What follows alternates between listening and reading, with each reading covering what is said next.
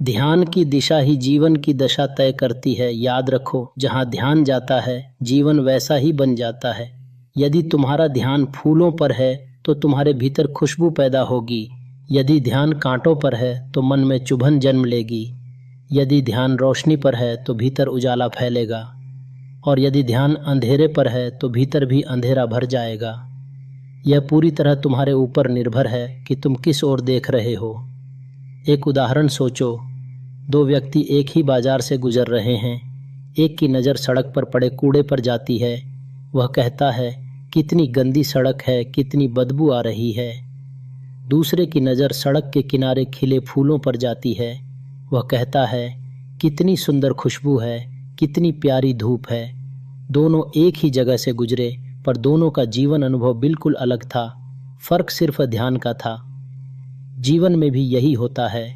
तुम्हारे चारों ओर अच्छाई भी है, बुराई भी, रोशनी भी है, अंधेरा भी, प्यार भी है, नफरत भी।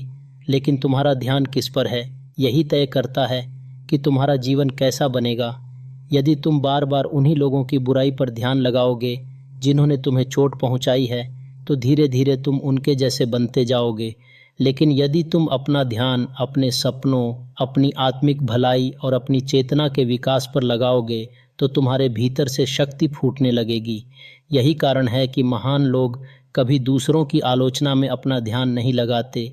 वे जानते हैं कि ध्यान सबसे कीमती चीज़ है, और जो चीज़ सबसे कीमती होती है उसे बेवजह नष्ट नहीं किया जाता।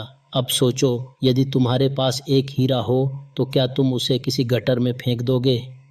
नहीं ना। तो फिर अपना ध्यान, जो हीरे से भी अधिक कीमती है, तुम दूसरों की गंदगी में क्यों फेंकते हो? याद रखो, जहाँ ध्यान लगाओगे वैसे ही बन जाओगे।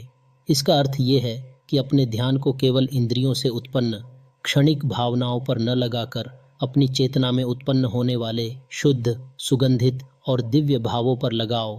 अपनी चेतना रूपी पात्र को बाहरी कचरे से नहीं, बल्कि हीरे से भी अधिक मूल्यवान, सकारात्मक भावों से भर